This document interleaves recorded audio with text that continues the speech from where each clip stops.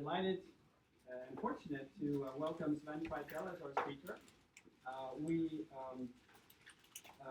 Sven is by every measure of the word a leading figure in exploration seismology. He started his career as a student here at MIT, undergraduate and graduate student, with bachelor's in 1953, master's in 55, and PhD in 1958. That's a very long time ago. And as you see, it's fitting that the title of his talk is Seismic DSP and its origins at MIT, because what you should know about Sven is that he created the field of digital seismic processing for seismology.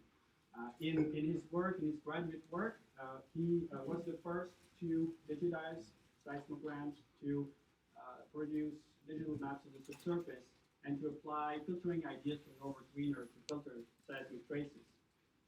He really then went on to a long career as a research director at Amoco, spent a year after his retirement here as a visiting professor at MIT, and now leads his own company, Tridekon. Sven has received numerous accolades for his work throughout the years. He's received the Reginald Fessenden Award in 1969 from SEG, become an SEG honorary member in 1983, and has received the Marcus Milling Award in 2012. He is also the co-author of the book on signal analysis, Geophysical Signal Analysis, called Geophysical Signal Analysis, with Anders Robinson, his longtime collaborator. And if you walk in the common room area here of VRL, you'll recognize the co-authors on coffee table books. Also, the last thing I want to mention is that one of our alums, Arthur Cheng, a few years ago recognized Sven's contributions to geophysics by endowing very generously a graduate fellowship to each in the name of Sven Treitel. So please help me welcome Sven Treitel.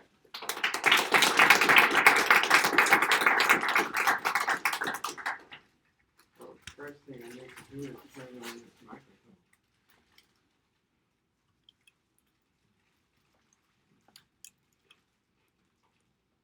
Well, if somebody had told me in 1949, when I was a freshman here, that I would be addressing an audience this size, I would have told him that he or she was imagining things. So I'm very gratified to be able to do this. And to talk to even to the department chair is even more gratifying. Because I still remember myself as a freshman lost. I couldn't even find my way around this place because I came from overseas and didn't know how to navigate. So things have changed for the better. Today I'd like to talk about digital signal processing, but in a rather strange way. I'd like to cover the introductory material and to remind people on what concepts digital signal processing, at least as far as geophysical applications are concerned.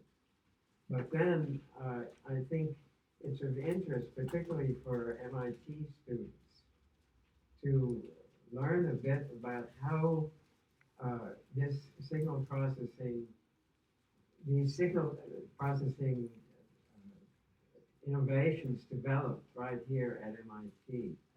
And one strange aspect of this development is that it was primarily done by a group of graduate students. We of course received some guidance from the faculty, but at that time there was only one part-time geophysicist in the department, believe it or not. The others were geologists, so we had to get guidance, which I will describe later on, from other departments. But before I go into that part of my presentation, let me start out. There won't be that much mathematics, but I have to start with something. The key idea here is that we can deal with a linear system. And the first line here, you see the, if you've seen this before, forgive me. If you haven't seen it, you're not going to be able to follow in full detail, so don't even try. But a linear system is distinguished, among other things, by the fact that it obeys the superposition theorem or the convolution theorem. Or if you're German, it's the Faltungsintegral. If you're French, then or Belgian, excuse me for forgetting, then you think of Duhamel's theorem. It's all the same thing. So the next thing is that in order to operate on digitized seismic information, you have to have discrete data. So it doesn't do you much good to have the equations handy for the continuum. You have to deal with discrete processes. And so what we find extremely useful in exploration geophysics is to use a transform called the Z-transform, which came to us both from electrical engineers and from mathematicians. And it's very useful and it's very simple. The simple Z is the so-called unit delay operator, and it takes a sample of a time series. A seismic trace is an example of a time series. So it takes a discrete set of observations, and by definition, the operator Z operating on the time function x sub t, which is a discrete series of values, it shifts it to the right by one time unit. And if you raise Z to the power n, then it shifts it to the right n time units. So this, it turns out, without proof, that the convolution, the discrete convolution, you see there, I guess I could use the pointer. Or the stick behind it. A stick. Oh, that's even better. If anybody falls asleep, then it turns out that if you use Z-transforms, and I won't go into detail why this happens, this summation looks like this. And these Z-transforms are simple polynomials in high school algebra. So in order to implement a convolution, all you have to do is multiply the polynomials of this function f, which could be, say, a filter working on some input x sub t, which is a time series or a piece of a seismic trace. And all you have to do is multiply these two polynomials one by the other, and that's high school algebra. So you don't have to go to MIT to learn about that. Of course, if the input series here is maybe several thousand sample points long, and the filter is a couple of hundred points long, then you can't do this by hand. You have to use a computer. But of course, nowadays, all this, you don't have to write your own code. This is all available in canned software. And this is how these polynomials look like. They're just polynomials with powers of z. The higher the power of z, the greater the shift. So this is the way you construct a Z-transform. It's just polynomial algebra. It turns out, also without proof, that the Fourier transform, which must be familiar to most of you, can be obtained directly from the Z-transform by the simple substitution, as shown here. And so this connects then with a transform which surely his Morse mode is familiar to everybody in this room, whereas this one is used mainly by people who deal with discrete processes, and I'll leave it at that.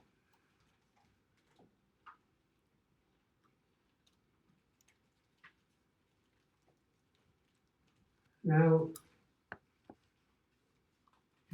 early on, when people dealt with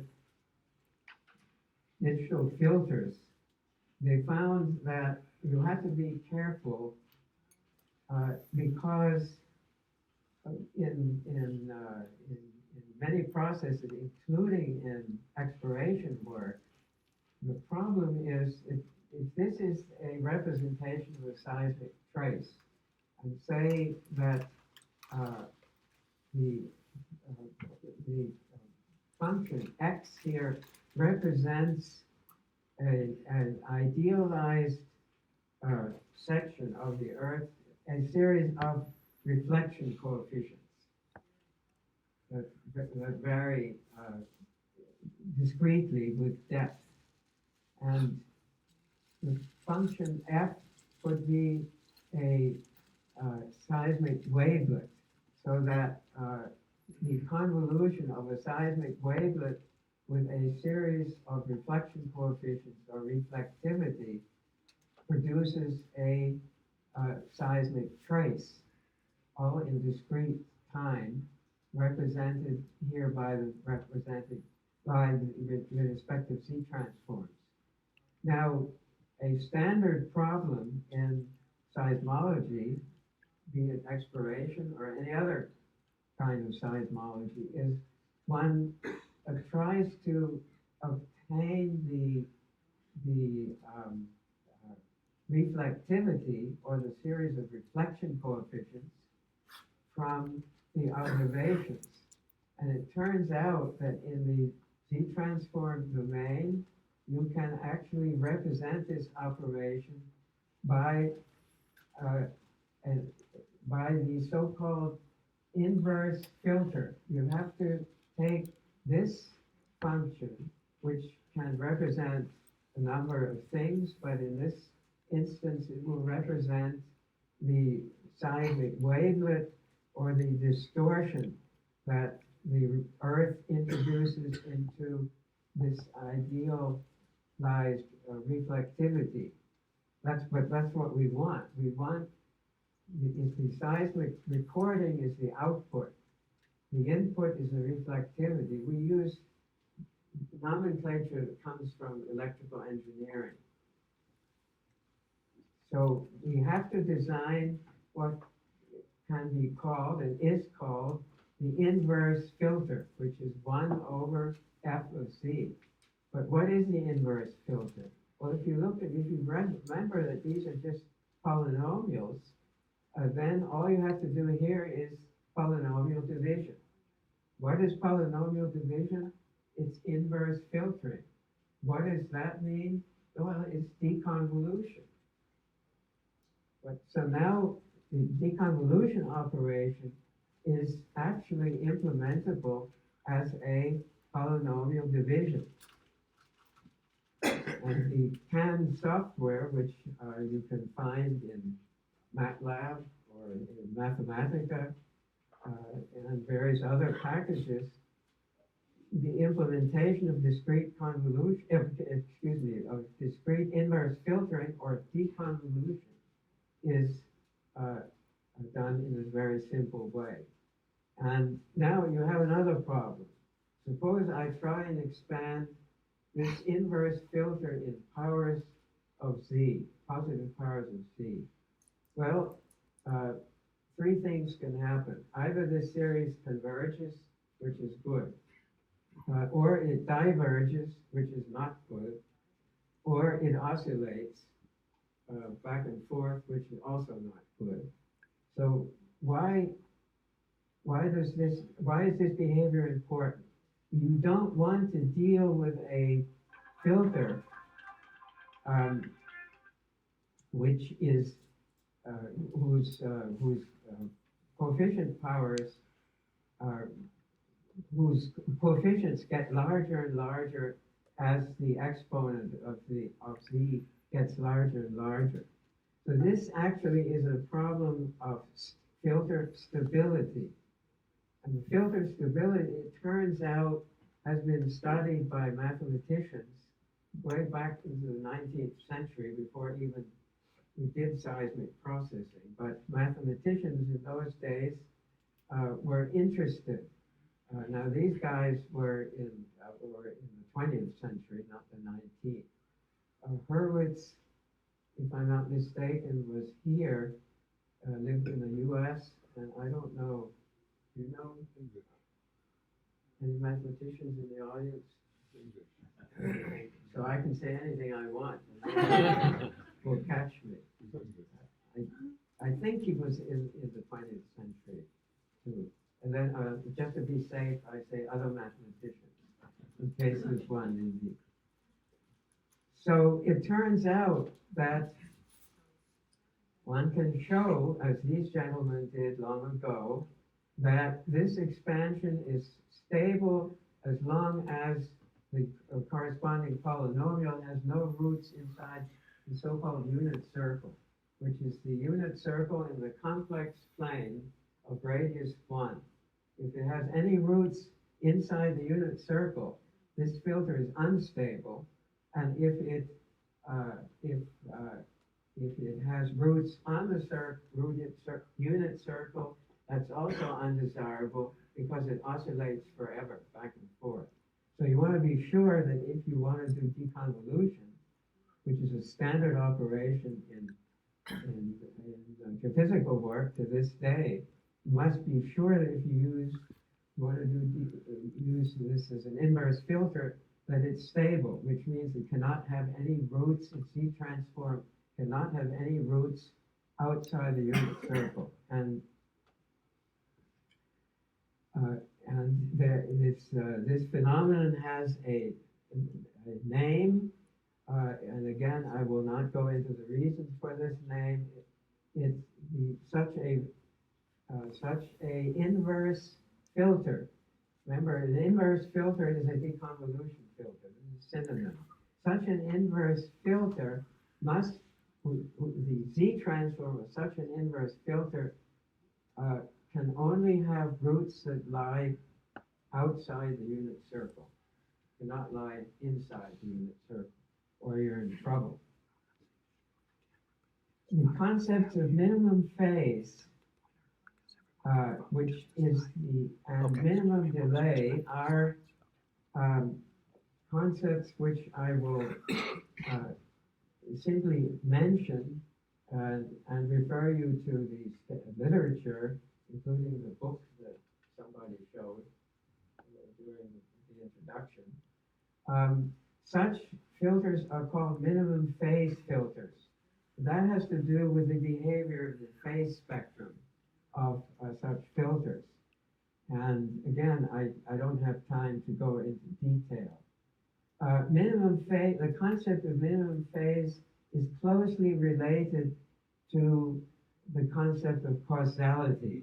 And people worried about causality back in the ancient times. So this is something that, again, nothing new. The idea of a minimum phase filter, which is a frequency domain concept, and the idea of a minimum delay concept, which is the same thing as a minimum phase filter, but in the time domain. So this is in the frequency domain, this is in the time domain. This goes back to the work of an electrical engineer by the name of Bodie, who worked for the now defunct Bell Telephone Labs in New Jersey. And he did this work back in 1945.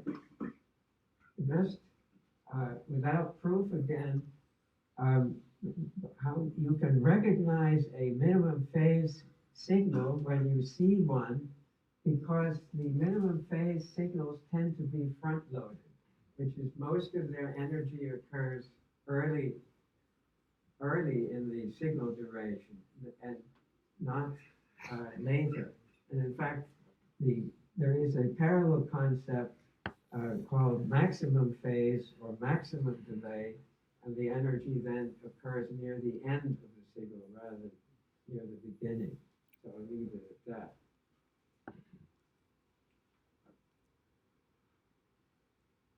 Now, I make a huge jump and talk about the main tool of seismic signal processing is a filter that carries the name of Norbert Wiener. How many people have heard of Norbert Wiener? Well, that's gratifying. He was a legend at MIT in my day, and I never had the privilege of taking any of his courses because I had to study this field for a couple of years after I graduated before I even understood what he was talking about.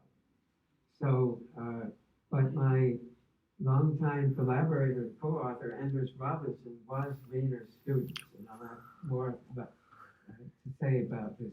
But if you want any details of what I'm saying here, he and I wrote these two books, and all the gaps that I'm leaving untreated in my presentation today, you can find filled in these two books, which is not to say that there are not other books on the same subject.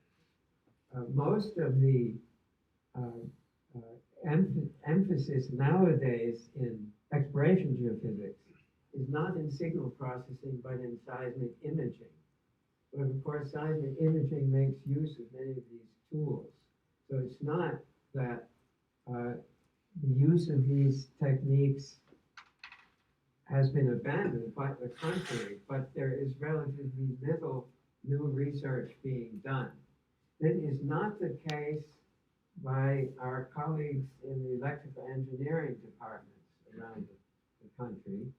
So if you want to be up to date, assuming this subject interests you, if you want to learn of the latest developments, current developments in signal processing, of which there are many, you have to go to the electrical engineering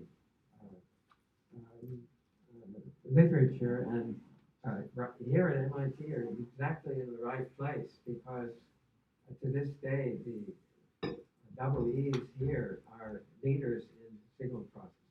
They were in my day, and they continue to be that in this day, except that not everything that these guys do is of interest to us. So we have to pick and choose. Well, the Wiener filter is interesting for many reasons. First of all, it's based on the least squares principle. Why is everybody still interested in least squares? There are other minimization criteria, but it turns out that the least squares method is mathematically tractable. It is actually simple. It leads to very simple matrix relationships, and it has turned out in our field to be extremely useful to this day. I'm sure I'm not exaggerating when I say that at this very moment in various geophysical service companies and oil company organizations, we have computer programs running Wiener filters. Even as I speak, I can't prove this to you, but it's highly likely that this is the case. What is a Wiener filter? Well, in order to have to talk about a filter, you have to talk about the input. So you have to have an input, and you have to have an actual output. Something goes into the filter and something comes out. If you're doing a deconvolution problem, what's the input? A seismic trace. What's the actual output? Well, whatever comes out. That depends on what you want to come out. So the crucial concept here is you want to minimize, in the least squares sense, the difference between what you want and what you get. Well, the standard implementation of a least squares Wiener filter in this context is you start out, say, with a signal that appears on the seismic trace, and you observe it's broad, which means the resolution is low. And you want to increase the resolution by sharpening the signal or compressing it so that it is easier for the seismic interpreter to determine where these strong reflectivity contrasts exist. And so you generally, although not always, the desired output is much sharper than the actual output. And then you have to decide on the definition of error. And in the case of the Wiener filter, the error is simply the difference, the arithmetic difference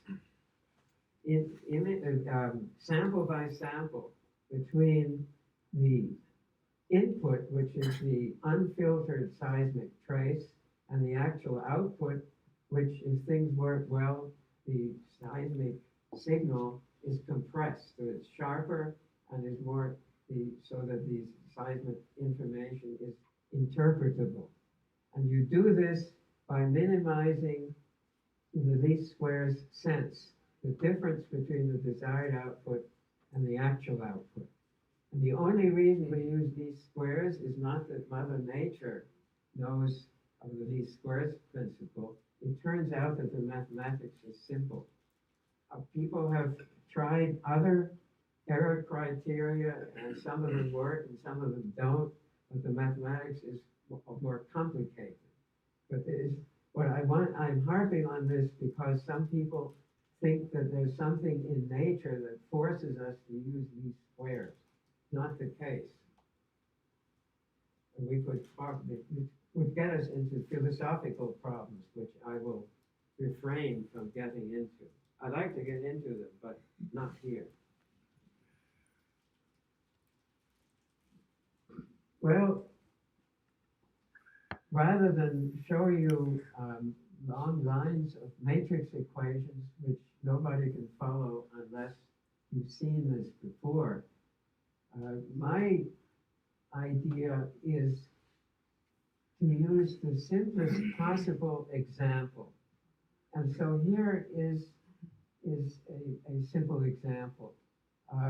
First of all, here's the same problem I had a couple of slides ago. Some output C is equal to the convolution of an input sequence X, which is discrete, convolved with, and this asterisk here is used I'm sure most of you have seen this before. It doesn't mean complex conjugate, it stands for convolution. So this is the convolution of a, say, reflectivity function X with a seismic wavelet F. Or, as I said before, this is output equals the input convolved with a filter. The wavelet is itself a filter. And here's a simple example. Suppose that I dealt with just a seismic trace that consisted of two samples. Well, of course, this is absurd. There is no such thing. But the mathematics for this simple case is no different than it is for one in which the trace, say, is a couple of thousand samples long, and the filter is a couple hundred samples long, except you wouldn't want to see this for such a case. So it turns out that the convolution of two sequences of length 2, namely just x0, x1, is a series of discrete values of length 3. And you can carry out this convolution by simply multiplying the corresponding z polynomials, as I showed earlier. And this is just high school algebra. And here's the actual output,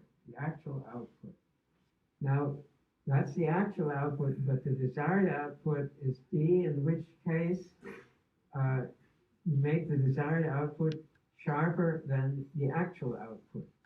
So what's the sum of the squared errors? What you do is simply term by term subtract the actual output of the filter from the desired output. The desired output is C0, C1, D2. The actual output is C0, C1, C2. You square these things, and then hopefully most of you remember from elementary calculus that you minimize a function by taking the partial derivatives of this sum of squared errors with respect to the two unknown filter coefficients and set these equal to 0.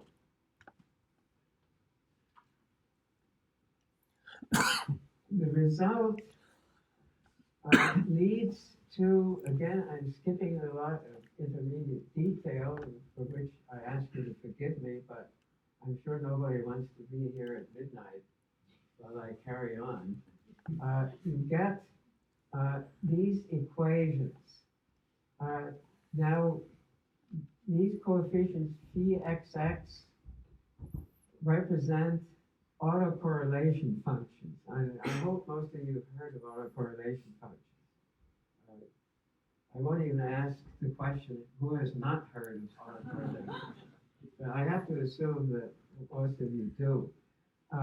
These, for the simple example that I covered here, can be evaluated numerically very simply by using, again, polynomial algebra, using Z-transforms in polynomial algebra. But I won't go into the details. The important thing here is you get two equations in two unknowns. The autocorrelations can be calculated because you know the input. Over here you have some other coefficients. That is a cross-correlation function. These cross-correlation functions can also be computed easily. Why? Because you know the input x, and if you know the desired output, d. So these coefficients are calculable. And if you look at these are two simultaneous linear equations in the two unknowns. This is the reason why we use the least squares principle. Because it's the only case when these equations become linear, and we know how to solve them. In this case, all that we would need is high school algebra. Of course, in the general case, these things can be expressed as a product of matrices multiplied by vectors. But the principle of the least squared Wiener filter are shown here. By the way, Wiener developed his theory in the frequency domain, and no computations were done in his day until digital computers evolved during the late 40s and 50s, and Wiener at that time was in the math department, but for some reason which nobody understands, his colleagues in the mathematics department either didn't understand what he was doing or they weren't interested. I suspect the former rather than the latter. The first users of these techniques were the people in the electroengineering department. And that's where I first learned about them. I didn't learn it from the geophysicists. I learned many other things from the geophysicists at the time. But these techniques I learned from the electroengineers. Somebody in our department at that time, strangely enough, the department head was a paleontologist. But he had somehow the wisdom to force us to take courses in the electrical engineering department. This was as undergraduates. I don't know how it is now, but we did not have the freedom to choose. Well, we choose one course that we wanted. but the others were prescribed. There was no exemption. And at the time, I was not very happy, but it turned out that it was very useful things to learn. At any rate, here's an example of how this works. This would then be the shape of and then some input wavelet that was taken from a seismic recording, and here's the desired output. In other words, this pulse is broad, this one is sharp. The filter has this shape. This is all in the time domain. And the actual output of such a filter, if you convolve this filter with this broad input wavelet, it looks like this. And one can define a normalized error that is forced to lie between 0 and 1. And this error is always positive because some square, when you square anything, it's positive. Another reason why the least squares principle is so desirable. But we see that, well, it certainly doesn't quite look like this, but it's better, it's sharper than it was before. And that's all I want to show here. It turns out, and again, I will not prove this to you because it takes too long. It turns out that you can increase the performance of a digital filter by delaying an arbitrary amount. And if you do delay, then you see that the agreement at the price of delay is a much better performance of the filter. By the way, this is a attribute of Wiener filters that to this day is not recognized by many of my colleagues, strange as it may seem. And it has to do with the so-called delay properties. Remember when I talked about minimum delay and maximum delay? It has to do in a very interesting way with you can achieve better filter performance by delaying, unless you're lucky enough to start out with a minimum phase signal, which is front-loaded. But this one is front-loaded, but it's not quite front-loaded enough. So one has to delay it, the desired output, to get the desired performance.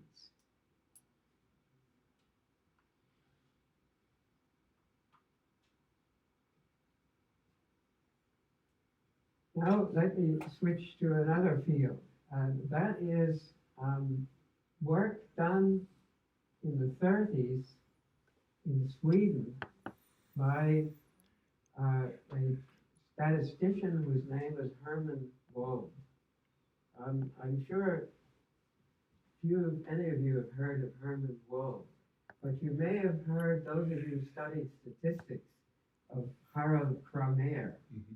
Well, Wold was Kramer's student. Why am I mentioning Wold? Because Anders Robinson, who actually started all this, it wasn't quite me, so I hate to correct the professor, but it wasn't me who started this. It was Anders, who was my longtime co-author, still is. He's still around. Right. Robinson discovered, and I'll have more to say about that shortly, when he was working on his PhD thesis, he discovered Wold's thesis. And Wold talked about what he called the predictive decomposition theorem. And this is his model. First of all, Wold was a statistician, so he knew nothing about geophysics. He knew nothing about seismology. But he dealt with time series, and he showed that one could factor any time well, not, I shouldn't say any, almost all time series, say x sub t, into a minimum phase wave shape, minimum phase, here it appears again. Call it B, convolved with a random and mutually uncorrelated time series. Again, let me not go into any detail. The important point here is random. And it turns out that that is a representation that is used to this day for a seismic recording, and we can, any seismic recording, or any time series for that matter, be it the Dow Jones stock average, or any other time series, can be factored into a minimum phase function and a series of random coefficients. And so Robinson took this theorem and rebaptized it into the word predictive deconvolution. That's where all that comes from. It comes from the work of a statistician working on his PhD thesis in 1938. And that had great influence, of course, on the origins of digital filtering in exploration geophysics. Again, the formulas here are a little more complicated than before. I just show them, except that you saw an example with sequences of length 3, how these show up in the normal, in these linear equations that I showed earlier. Now, one of the assumptions which has been debated endlessly in the literature, but one of the earliest assumptions was made in geophysical work and seismic work, is that the reflectivity, which this epsilon represents, comes from a random process. And this hypothesis has been rightfully criticized, except for the fact that in many cases it turns out to be correct. And one way to accept this is if you start drilling right beneath me here, you may measure the first, say, 10 or 20 reflection coefficients as the drill goes deeper and deeper, but you can make no statement whatsoever in general about the magnitude to the next reflection coefficient.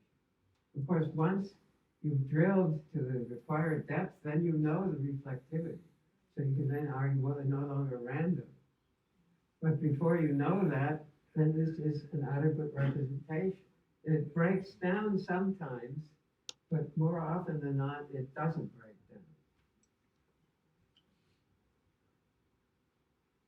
And the normal equations in that case were reduced to this simple representation, where P is just some constant, and one can then obtain what? You can, in that case, you can get the autocorrelation of the seismic wavelet directly by this Wiener calculation.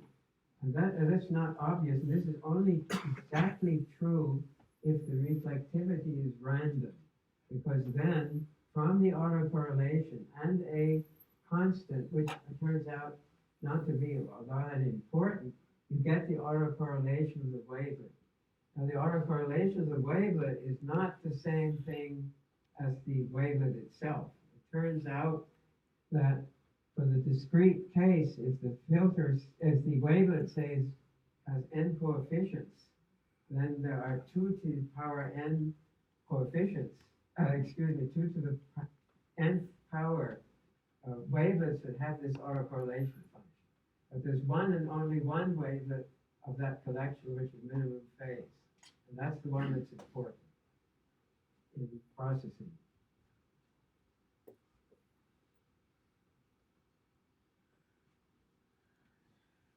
So we leave the previous terminology that Wald introduced in his doctoral dissertation in Sweden, Uppsala, by the way, and now talk about predictive deconvolution. Now gee, what happened here? I apologize for that. I need to correct that. It's the first time I see this. It really repeats what I said earlier. Here's again the trace model, and but in Wiener predictive deconvolution, you actually fit you take the trace, compute autocorrelation and cross-correlation function. The desired output is always a sharp pulse. You can make it as sharp as you want. Even a so-called spike would be adequate as a desired output. And what you're after, though, strangely enough, is not to make a prediction, as you would say if you applied this to the Dow Jones stock average. But you want actually to find prediction errors. And why is that? Because in the ideal case, you fit the prediction error, the Wiener prediction filter to a portion of the seismic trace where, if you're lucky, there is no reflection coefficient present. And so the prediction filter is based on a part of the trace that does not contain information about the reflectivity. This is, of course, an assumption. So when you use a prediction filter this way, then you identify a prediction error with the presence of a reflection coefficient. So this is a strange way, and all this is possible because the seismic the wavelet that can be computed, just given a seismic trace, is the minimum phase one. I haven't demonstrated why that's the case. I'm skipping a lot, but at least it's computable. And then we identify the epsilons with the unpredictable part, and so leaving us behind with the unknown reflectivity. And this works many times, but it doesn't work always when it breaks down, which is unfortunately true of practically any hypothesis that we have. It breaks down, it works when it works, and when it doesn't. So there are other ways to skin this cat. If I'm running out of time, let me know. Well, let me skip this. Where this has been applied extensively is in the problem that bedeviled exploration in water-covered areas. Now, this problem has been solved more recently very elegantly, but the first realization came when the exploration industry began working in offshore areas. And the first paper that I know that dealt with water reverberations in marine exploration was published in Geophysics in 1951. It's kind of interesting to look at the authors of this paper. Some of you may have heard of a spectral analysis algorithm called the maximum entropy method by Berg, except this Berg happens to be the maximum entropy Berg's father. This is not excuse me, John Berg, the maximum entropy guy, who, by the way, is also an MIT graduate, although for his PhD he went to Stanford, but he spent a couple of years here. So this is the maximum entropy Berg's father. Maurice Ewing, hopefully everybody's heard of him. He was one of the first oceanographers. Frank Press was chairman of the department here, even though at the time this was published, he was still a grad student at Columbia. And this guy happened to be working for a geophysical contractor, long defunct Geophysical Services, Inc. in Dallas. So there's an interesting gallery of rogues here. He became very well known. He's the father of a very well known person. This guy is very well known. By the way, he's still around. He's close to 100. So actually, geophysics is very good for your health. You'd be happy to learn.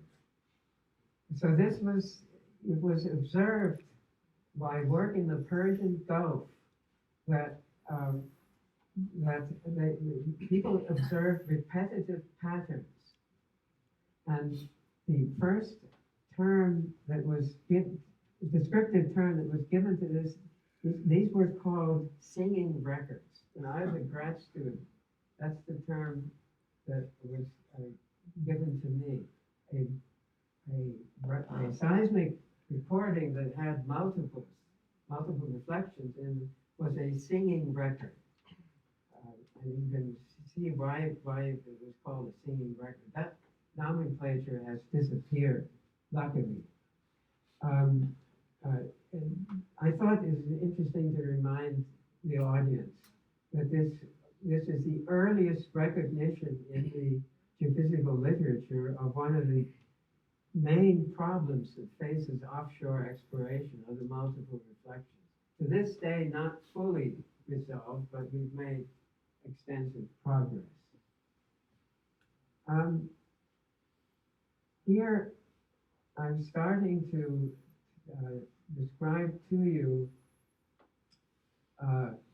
the earliest work done, again published in Geophysics back in 1951. This comes from the paper whose reference I just gave. The earliest attempts to get rid of multiple reflections tried to do the obvious. They tried to estimate the peak frequency of these singing records and put them through an analog filter. In the 50s, there were no digital filters. It was all done analog.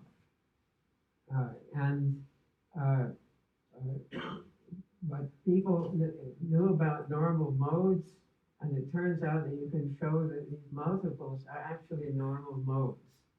And I'm assuming that at least some of you have heard of normal modes. But I won't go into more detail.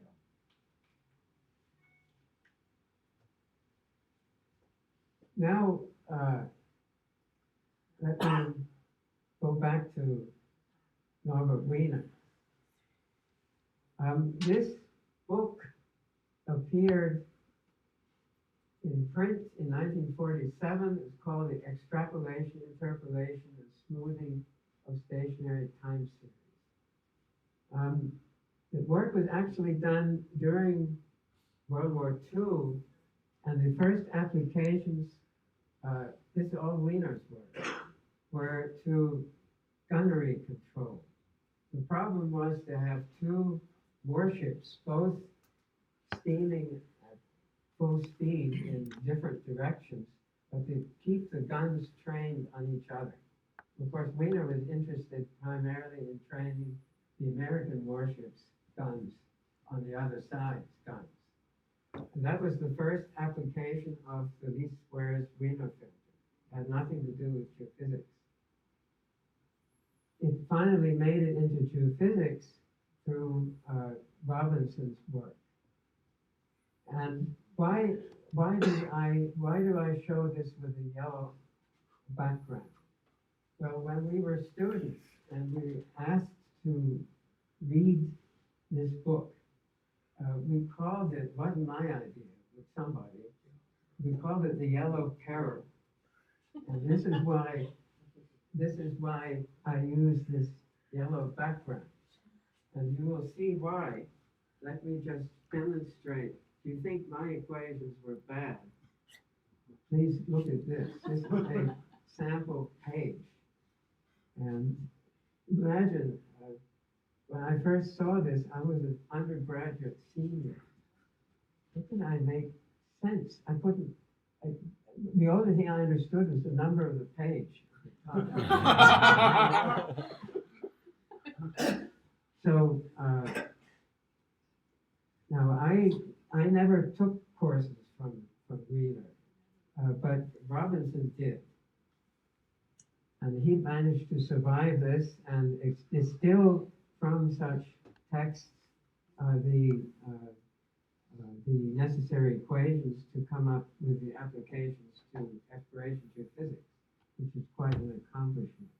This, by the way, is the title page of Robinson's PhD thesis. Notice the date, July 12, 1954, called Predictive Decomposition. Notice it doesn't say predictive deconvolution. It still uses Hermann Wald's term.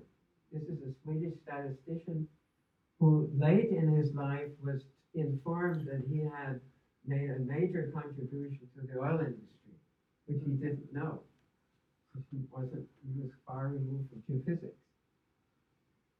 The other thing is, I haven't brought this up before, but the Geophysical Analysis Group was a group that was formed in 1952 by the then graduate student here, whose name is Anders Robinson. And it was formed in the geology, in those days it was the Department of Geology and Geophysics, wasn't called EAPS then. And it was directed by Robinson, as I mentioned, and it was sponsored by a number of oil companies and service companies. They each put in the huge sum of $5,000 a year, but in those days that was far more money than it is today. And the interesting thing is that all this happened at MIT. The beginning of digital processing, which created a huge industry in the petroleum exploration field, began here. And I think many people don't know that. So my main message is to remember this, that these developments took place right here at MIT. Now, if I were given this talk at Caltech, I wouldn't harp that much on it. But here, I think I'm on safe ground.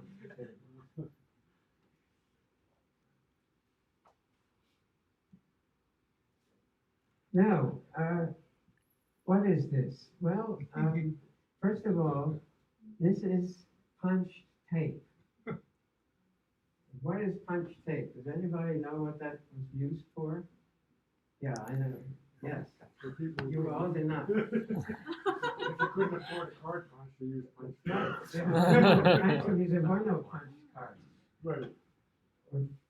This was, Before punch. well, there was the first digital computer here at MIT. It was called Whirlwind. And it was in the Barta building, which no longer exists. And its input was punched tape. And one of my fellow grad students, by the name of Steve Simpson, has an uncanny ability to be able to read octal instructions on this punched tape, which I never learned. I had to look laboriously at each one of these lines and look for errors in my code. And if you think this is a quick process and easy, I have a surprise for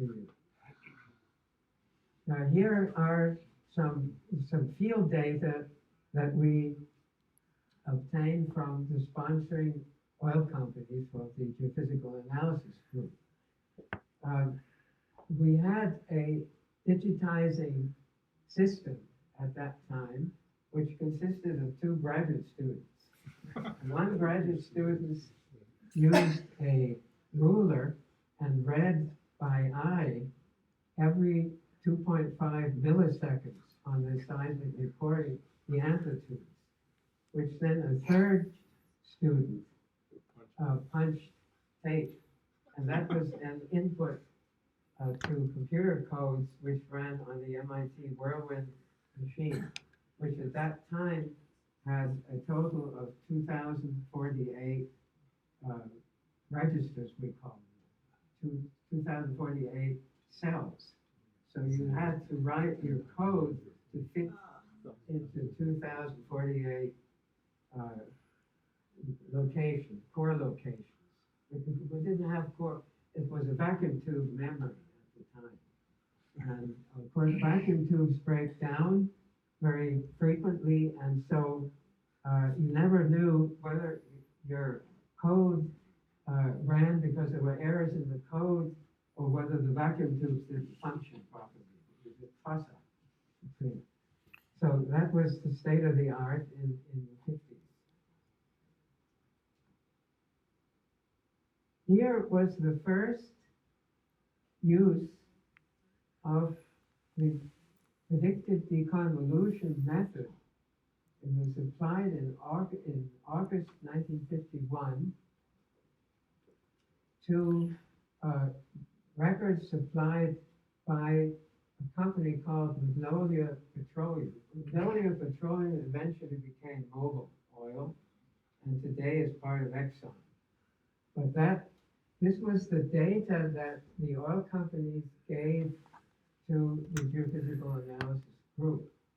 And of course, the reproduction is not very good, but this is the sort of data that we had to digitize by hand. And these are 4 different recordings. And this was taken, eventually published in Geophysics in July 1953. Now you might wonder, where do I all fit into this?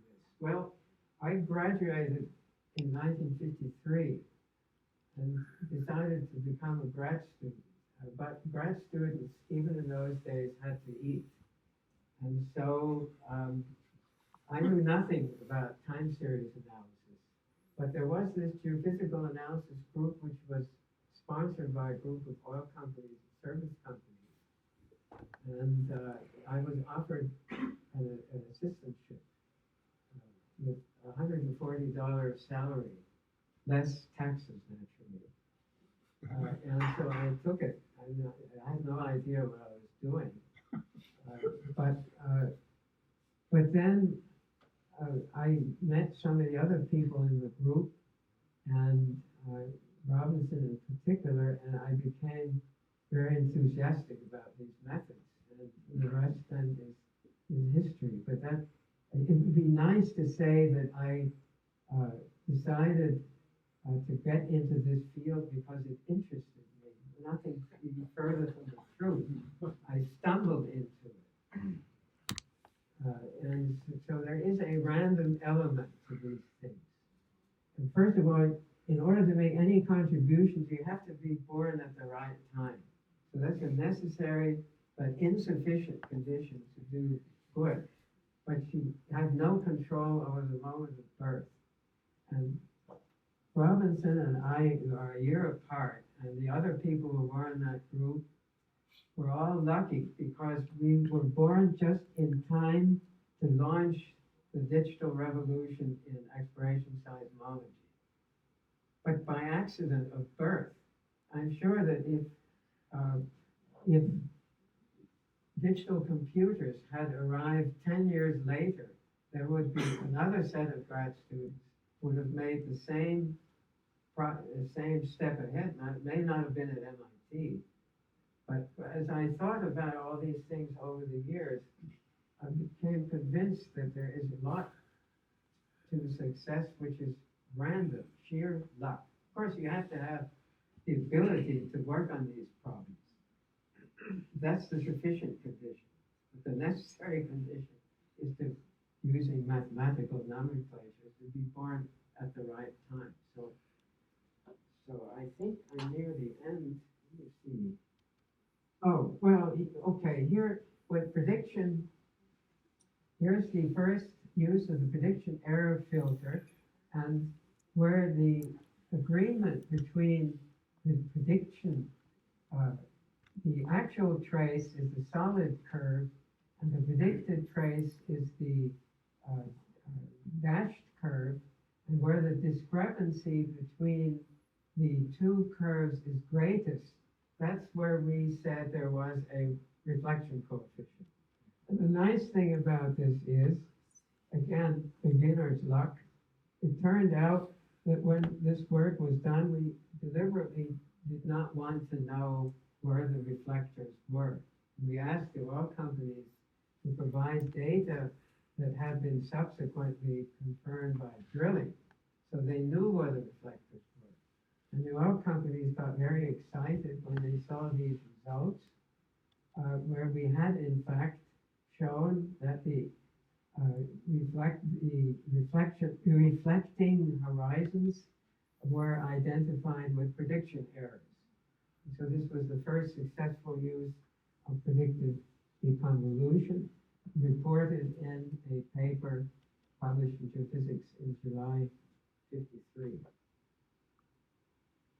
These are pictures from Robinson's 1954 thesis. Here's a piece of the seismic trace. This is synthetic data, so we knew the answer.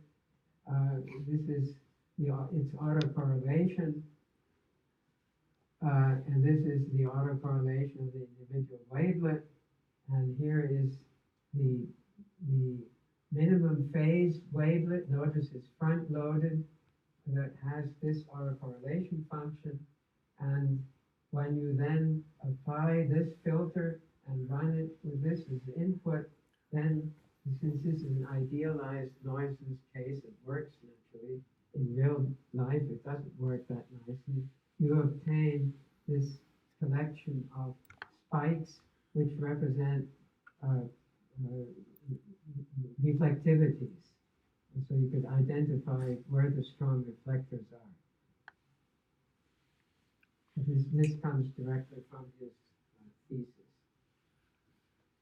Here is a photo of Norbert Wiener. When I was a student, this guy was a legend. We often saw him across Mass Avenue playing the pinball machines, which were in a place that's long gone. That's where the coop is now. But he had interesting habits. One of them was to play the pinball machines.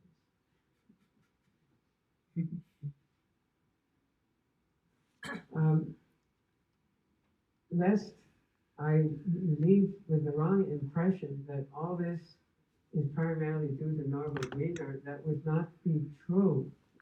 There are many other people at MIT that influenced the work that we did at the Geophysical Analysis Group. One is a guy that I noticed nobody here seems to remember. Of course, he died in the '60s. He was the one who introduced circuit analysis to us students. It turns out you couldn't take a course in signal processing, but you could take courses in circuit analysis. But a lot of what we learned in circuit analysis turned out to be applicable to time series analysis. So this guy wrote several books. One of them is called The Mathematics of Circuit Analysis. It's excellent. It was published in 1953. If you don't understand what autocorrelations and cross-correlations are, you might want to go to the library and check out that book, because he does a lot better job of explaining it than many of my colleagues in much later years. This guy, surely many of you recognize, he ended up being president of MIT. But in my day, he was an instructor. And from him, we learned the principles of signal processing. He was one of the first people who taught signal processing in the electrical engineering department. But we had to wait until we were grad students, until we took Wiesner's course. And of course, subsequently, he ended up being president of MIT. This guy is very much around. Alan Oppenheim is for many years, headed one of the signal processing groups here in the double E department, and wrote a number of excellent books. Much of what Alan wrote is applicable to our game, and I know him well. We became good friends, and so we kept each other informed on what we thought he should know about what I was doing or we were doing, and vice versa. And finally, Ron Schaefer is one of his best-known students who eventually left MIT and founded a very successful department of electrical engineering at Georgia Tech, but this department to this day is very active in signal processing. Oh, well, this is the Barta building where the MIT robot computer was. And this is luxurious building here, which I'm sure everybody would be happy to know has been torn down. That's where the Geophysical Analysis Group was quartered. We were not very high on the list of people who deserved. And if I see the accommodations you guys have here, we would have not even in our wildest dreams. This is where Vassar we. Street? Pardon? Is that Vassar Street? It's not his data center. No, it's not Vassar Street. It's a data I think it's where the Data Center is now. It isn't Vassar Street. No, this is not Vassar. When I was a freshman, this actually quartered freshman students, 8 people to a room. Imagine how many flunked out. Just because, I started out as a freshman in one of these rooms here, and I finally gave up because I couldn't study. There was too much noise. What else do I have here? Oh, the final. I don't know where this comes from. It was sent to me, and I don't know who built this. Some of it's exaggerated, but it's called the Digital Signal Processing Tree. But it's somebody's idea, and I don't know who. It goes back, of all things, it relates signal processing's origins to Pythagoras. I guess you can't go much further than that. But then there's a big step to Carl Friedrich Gauss. Gauss is the guy who invented these squares. Except there was a big controversy between Gauss and Legendre, the French mathematician. Legendre apparently invented least squares before Gauss, but he considered it so confidential he decided he wouldn't publish it. So that was Legendre's bad luck, and he's not credited. Nobody talks about Legendre least squares, Gauss least squares. So here's big guy here. Here's a Frenchman, Jean-Baptiste Fourier, very well known to everybody. He of the Fourier series. Schuster was the guy who, in the early 1900s, worked with what he called periodograms. But it turns out that the periodograms were the precursors of spectral analysis. Here's von Neumann, everybody's heard about him. And here's Norbert Wiener. That's the so-called spectral branch of the tree. Here are Tukey and Hamming. Both were at the old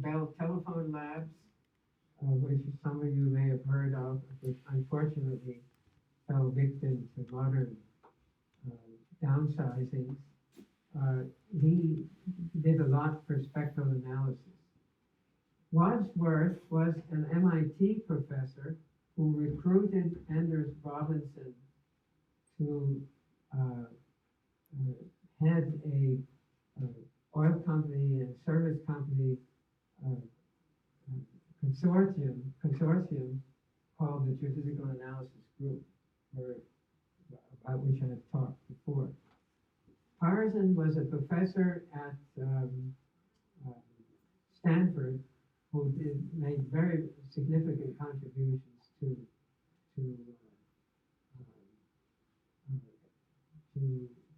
signal processing, communication theory.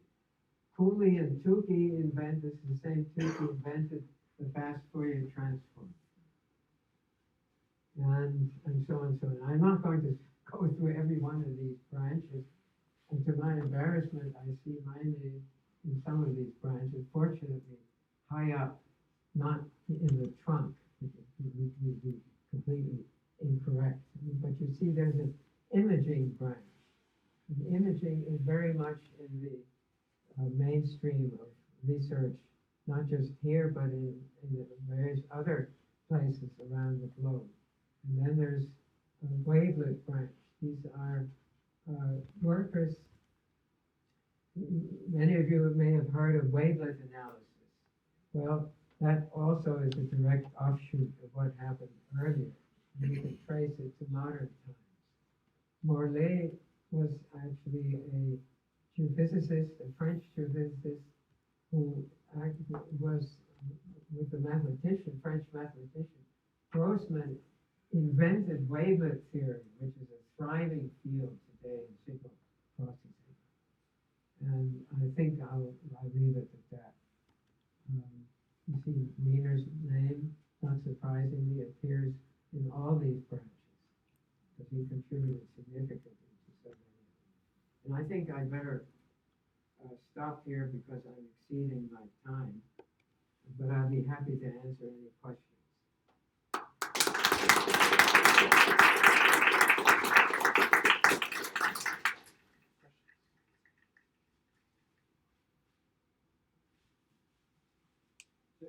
Imaging in the 70s, how did that mesh in with the earlier work on signal processing? Did they forget about the Wiener filter, or did they incorporate it properly? What is your take? Well, you can't do a proper job of imaging unless you get rid of the multiple reflections. Now, there is some work that allows you to image in the presence of multiple reflections, but we don't really do too well yet. And so the consensus is that it's better to remove the multiples first. And so we still use these now multiple removal techniques at present have gone beyond predictive deconvolution. I just talked to you about how all this started. This is my main purpose of giving this presentation. You are not to leave this room and conclude that that's the way we do things today, but that's how it began. And I think that in order to understand what happens today, it really helps to know a bit about how all these ideas evolved. Sure, yeah. Sven, do you think any of these methodologies are underutilized today compared to what you would like to see? Yes, I think they are underutilized. What I don't like is that our field begins, I guess this is true of other fields as well. We go from one obsession to the next.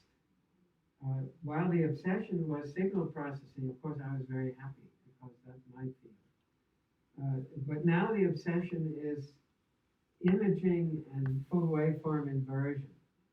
And I have nothing against full waveform inversion. I've worked in it myself. But it's to the detriment of other things we should be doing. Meanwhile, signal processing has evolved in other fields, in applied mathematics, in statistics, in electrical engineering.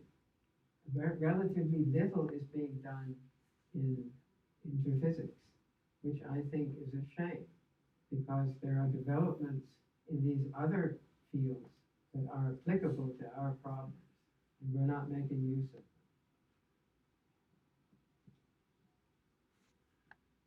Do you think could one argue that it's less relevant because they Pardon don't? me? I mean, signal processing is important partially when you have noisy data. Yes. I mean, I admit there are other things you want to do with signals, but Sure. do you think that better data helps mitigate some of that? Well, yeah, We have a lot of data data. quality has improved because our instrumentation has improved. But you can't really do a good job with imaging if your data is corrupted by multiples and you haven't done your static corrections properly, and there's extraneous noise of various, there's ground roll, say you're doing land work, the big bugaboo there is ground roll, or those of you who don't know what ground roll is, the Raleigh waves. And they do all sorts of bad things to land data. So I think the exploration geophysics could benefit from a return to signal processing work. But it had its heyday in the 50s and 60s. And in the 70s, the industry went toward imaging. And they had some other obsessions as well. Sure. So are you aware of any modern developing digital signal processing that we are not using in geophysics that we should be? Yes, I can give you one. First of all, the Wiener filters that I described were all based on one time series. But the theory is also known for multi-channel.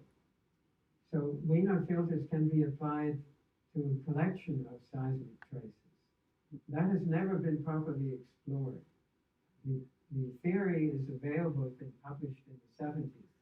But to my knowledge, nobody has ever explored the applications to exploration seismology, or to seismology period, in academic work. That's just one example. Our current obsession everywhere is deep learning. Well, pardon? Right.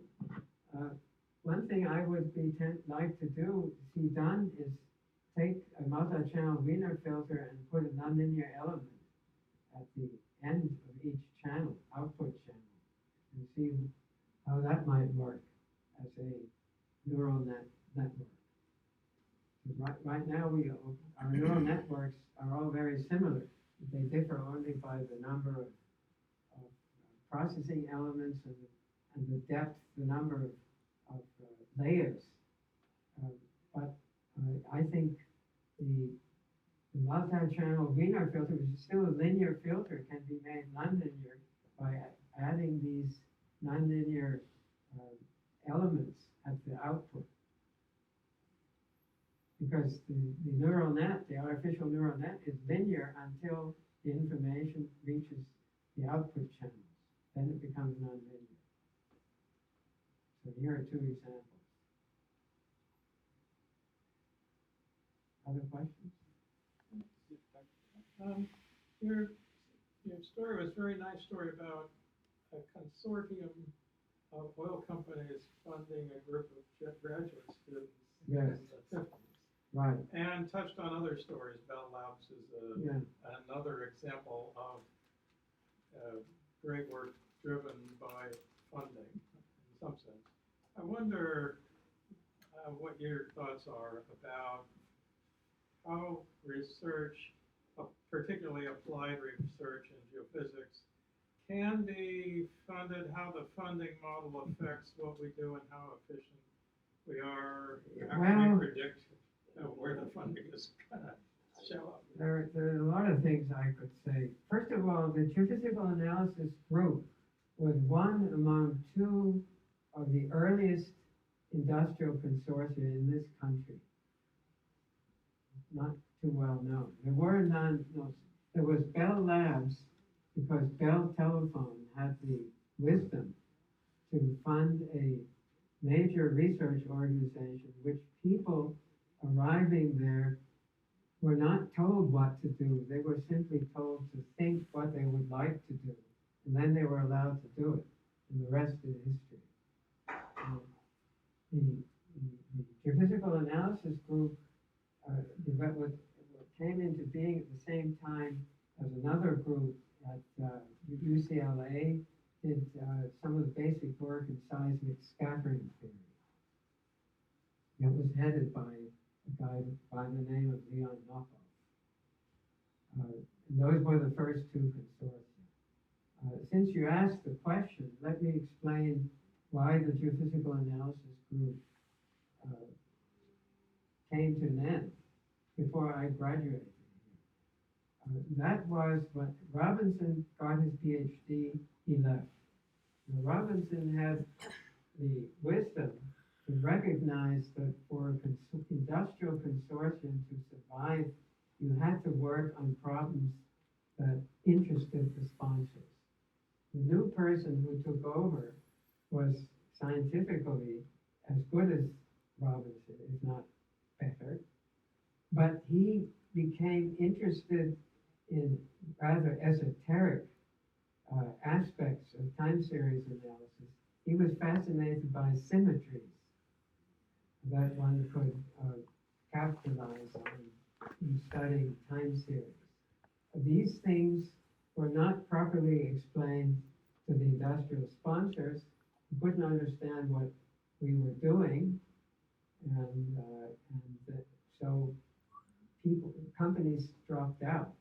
And by 1957, enough of them had dropped out so the whole project stopped.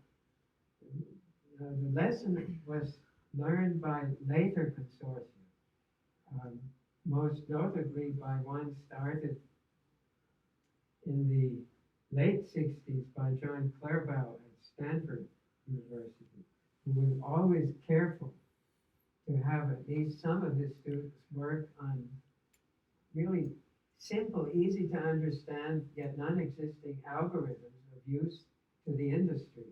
So that consortium, by the way, is still in existence to this day. It's the oldest geophysical consortium around, and it's still around, even though John is retired. So there is a right way to run a consortium and an incorrect way to run it. You must not forget your sponsors. You want to, first of all, you want to make sure they understand what you're doing, which is not done in the later years of geophysical analysis.